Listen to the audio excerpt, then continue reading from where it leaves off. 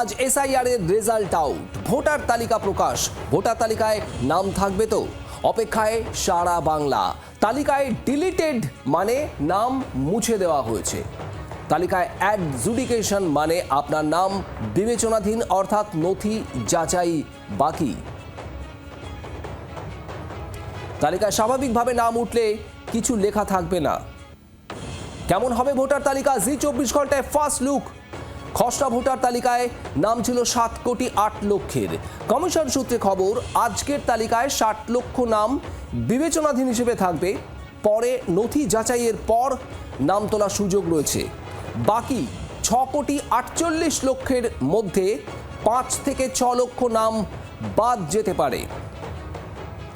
কেমন হবে ভোটার তালিকা? আজ যে ভোটার তালিকা আজ কিছুক্ষণের মধ্যেই প্রকাশ হতে চলেছে, আপনাদের সেই মডেল তালিকা, সেই মডেল লিস্ট দেখাবো আপনাদের জি 24 ঘন্টার পর্দায়। ঠিক কিরকম হবে এই ভোটার তালিকা দেখতে পাচ্ছেন, সেই মডেল তালিকা। এখানেই ভোটারদের নাম থাকবে এবং নামের পাশে ডিলিটেড যদি লেখা থাকে তাহলে নাম মুছে দেওয়া হয়েছে। আর যদি নামের তালিকার আপনার নামের পাশে অ্যাডজুডিকেশন লেখা থাকে তার মানে আপনার নাম বিবেচনাধীন, অর্থাৎ নথি যাচাই বাকি, আন্ডার অ্যাডজুডিকেশন লেখা থাকবে। আর তালিকায় স্বাভাবিকভাবে নাম উঠলে সেখানে কিছু লেখা থাকবে না, তার মানে আপনার নাম খুব স্বাভাবিকভাবেই ভোটার তালিকায় উঠে গিয়েছে। এই ভোটার তালিকা পেশ হবে, প্রকাশ হবে এবং সেখানে কিভাবে খুঁজবেন আপনার নাম সেটাও দেখাবো আপনাদের জি 24 ঘন্টার পর্দায়। দেখুন,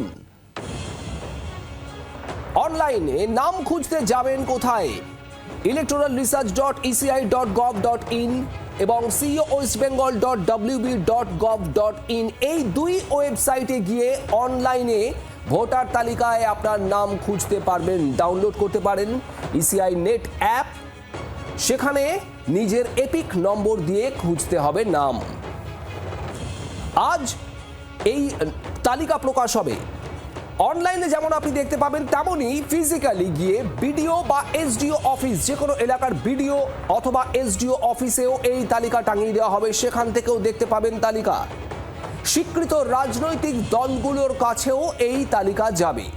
রাজ্যের সমস্ত স্বীকৃত রাজনৈতিক দল, সেই রাজনৈতিক দলগুলোর কাছেও তালিকা পাঠিয়ে দেওয়া হবে। জেলা শাসক বা ডিও অফিসে যেতে হবে যদি আপনার নাম বাদ পড়ে। নাম বাদ পড়লে কোথায় যাবেন? জেলা শাসক বা ডিও অফিসে সুরাহা না হলে সিইও দপ্তর অর্থাৎ মুখ্য নির্বাচনী আধিকারিকের দপ্তরে যেতে হবে। কথা বলবো, আরো একটু ডিটেলে জানবো। অর্কদীপ্ত মুখার্জি আমাদের প্রতিনিধি রয়েছেন আমাদের সঙ্গে। অর্কদীপ্ত, আজ এসআইআর এর রেজাল্ট আউট এবং গোটা বাংলার সমস্ত মানুষ তারা অপেক্ষা করছেন। ঠিক কি কি আপডেট এখনো পর্যন্ত পাওয়া যাচ্ছে? মানুষের মনে একাধিক প্রশ্ন রয়েছে, কি উত্তর মিলছে সেসবে? শুভদীপ, দেখো, আজকে বেলার দিকে বা তার সামান্য পরে এই লিস্ট পাবলিশ হবে। ইসিআই এর যে ওয়েবসাইট, সেই ইসিআই ওয়েবসাইটে এই লিস্ট পাবলিশ হবে। সিও ওয়েস্ট বেঙ্গলের যে ওয়েবসাইট, সেখানে এই লিস্ট পাবলিশ হবে। ইসিআই নেট অ্যাপ, সেখানেও এই লিস্ট থাকবে। এবং যারা এই অনলাইনে দেখতে চান নিজেদের নাম আছে কিনা তালিকাতে, তাদের এই দুটো ওয়েবসাইটে বা এই অ্যাপে গিয়ে নিজেদের এপিক নাম্বার দিয়ে ঢুকতে হবে এবং তাহলে কিন্তু যাবতীয় ডিটেলস দেখিয়ে দেবে তার নাম রয়েছে কি নেই, বা তিনি বাদ পড়েছেন নাকি তিনি আন্ডার অ্যাডজুডিকেশন রয়েছেন। এখনো পর্যন্ত যেটা খবর যাচ্ছে, এবং আমরা যে ফার্স্ট লুক আমাদের দর্শকদের দেখিয়েছি যে কিভাবে তালিকা থাকবে, যাদের নাম থাকবে তালিকাতে তাদের নামের পাশে কিছু লেখা থাকবে না, তাদের ছবি এবং তাদের ডিটেলস থাকবে। যাদের নাম বাদ যাবে তাতে তাদের নামের ওপর বা ছবির ওপর ডিলিটেড লেখা থাকবে। যারা বিচারাধীন রয়েছেন তাদের নাম অ্যাডজুডিকেশন লেখা থাকবে।